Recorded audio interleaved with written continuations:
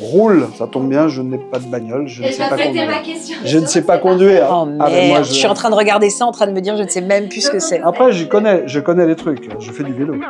Bienvenue dans ce super Grand Prix. J'espère que je n'ai rien raté. Salut Roule Média, on s'est dit qu'on allait réviser le code de la route que je n'ai pas, mais... Voilà, donc je vais l'aider à réviser le code de la route. Du coup, on va réviser tous ensemble. Clôture. Il n'y a pas une histoire de passage à niveau? C'est une clôture, il y a des... non? La priorité à celui du milieu?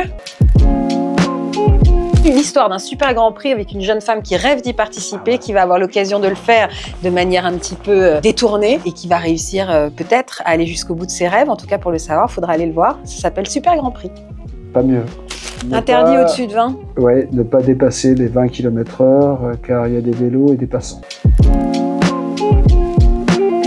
J'ai pas le permis, je l'ai jamais passé de ma vie, donc on m'emmène, je prends des taxis, ma femme, parfois des bus, souvent des bus, parfois le métro, mais pas récemment, pour être honnête.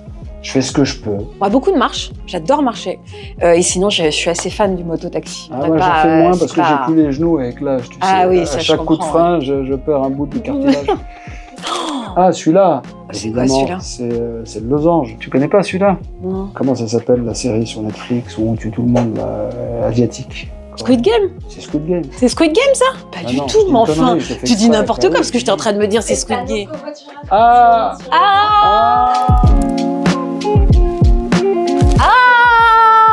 Avec Nikos, parce qu'on aura des choses à se dire. En plus, il me fait. On n'a pas le temps de parler de la vraie vie. Nous, il nous faudrait un Paris Aix-en-Provence. Comme ça, à la rigueur, on aurait commencé l'intro. Ouais, stop. Stop ou encore, émission de radio culte. Moi, de mettre mes pieds, de mettre mes pieds sur le devant, parce qu'on m'a dit que c'était hyper dangereux. Et moi, c'est la première chose que je fais. Mais non, mais quand je suis à la place du mort, et donc du coup, là, je mets souvent mes pieds comme ça pour être détendu et tout. Et on m'a dit que c'était hyper dangereux, mais je l'ai découvert il y a très peu de temps. Que si ça freinait, tu pouvais vraiment. Place du mort. J'ai jamais compris. Parce que c'est peut-être la place la plus dangereuse, non? Moi, je dors dans la bagnole, donc j'ai du mal à me réveiller. Au volant, et c'est ça qui craint. Non, je sais pas conduire, mais quand on m'emmène, derrière, je dors parce que j'ai pas le temps comme toi. Et dans les embouteillages, je dors et j'ai du mal à me réveiller. Ça marche dans les deux sens, c'est ça que ça veut dire. Recto verso. Faut faire attention avec ce genre de panneau parce qu'à un moment, il faut choisir son camp. Ça veut dire c'est le bordel. Non, ça veut dire de faire attention parce que quand tu montes, tu peux descendre aussi très vite. Moi, c'était au Canada avec mes enfants et mon mari. On avait pris la voiture pendant 3 semaines pour se balader autour des Grands Lacs et c'était absolument magique. Les autoroutes pour ça. Là. Ouais, mais c'était magique. Moi, c'était avec ma femme, un des premiers rendez-vous où je lui ai pas dit que je conduisais pas. Elle me dit tu peux pas prendre le volant. Et je dis je conduis pas. Et puis finalement, on crève. Non seulement je ne conduis pas, mais je ne sais pas changer la roue. Ah, ça c'est drôle. Et elle était super chic, elle me dit, c'était la honte absolue. Interdiction de dépasser. De doubler.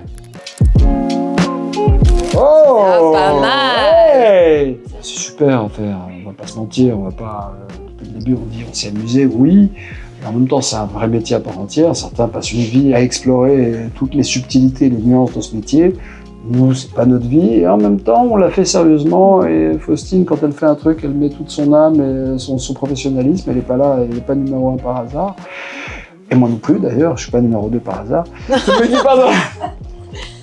On s'est amusé, on l'a fait pour nos enfants. On a été voir le film ensemble avec nos enfants et on a... Enfin, c'est bizarre, ensemble avec nos enfants respectifs. On l'a fait essentiellement pour eux et on s'est beaucoup amusé. Moi, c'était la première fois, j'ai adoré ça et je peux lancer maintenant un truc officiel. J'ai envie de recommencer. Voilà, et moi aussi, s'il y a Faustine. Mais qui se greffe, style crevard. Allez. Ah là là là là, donc il y a un cerf qui va passer. Il n'y a pas un cerf dans le truc? Non, là, on est sur le renard, on est sur le... C'est une vache, un taureau? Un aigle. Un aigle? Non, c'est un corbeau, pardon. C'est un corbeau celui-là. Mais qui n'a pas vu le film. L'ambiance est trépidante, pas vrai Perry? Ok, bien dit Perry. Tout le monde reste calme, la situation est sous contrôle, il n'y a aucun danger. Le perroquet sauvage, on va se détendre. Hein. Regardez-moi, vous trouvez que c'est un animal qui est dur à dompter? Hein, mon bon vieux perroquet. Oui, celui-là, on l'a apprivoisé depuis longtemps, celui-là. Hein. Il est loufoque. Ne sous-estimez jamais la nature première de chacun. Là où on croit qu'on l'a sous la main, il peut encore mordre avec son petit bec. Le renard est un peu chippy. Et c'est exactement le personnage de ma renarde, de Cindy. Elle est un peu espiègle, elle est un peu machiavélique, elle est un peu coquine, elle est très amusante. Elle a un rire machiavélique absolument naturel, vous allez voir. Ouais, mais tu as vu, hein, mais bien sûr, tu crois quoi? Tu l'as. Des années de métier. Écoute, je ne fais plus de balançoire depuis longtemps. Tu remarqueras que qu'elle penche de mon côté, ce qui prouve la différence de nos poids respectifs. Oh, ouais. On ne joue jamais aussi bien qu'avec un bon partenaire. Eh oui. Voilà. Et donc la prochaine fois, là, on n'a pas eu l'occasion de jouer vraiment ensemble. Et sur notre prochain doublage, parce que maintenant je dis on pourra jouer ensemble vraiment. Et on fera une séance de doublage ensemble. Je me suis déjà projeté sur scène. Sur notre émission, on n'a jamais eu d'émission ensemble.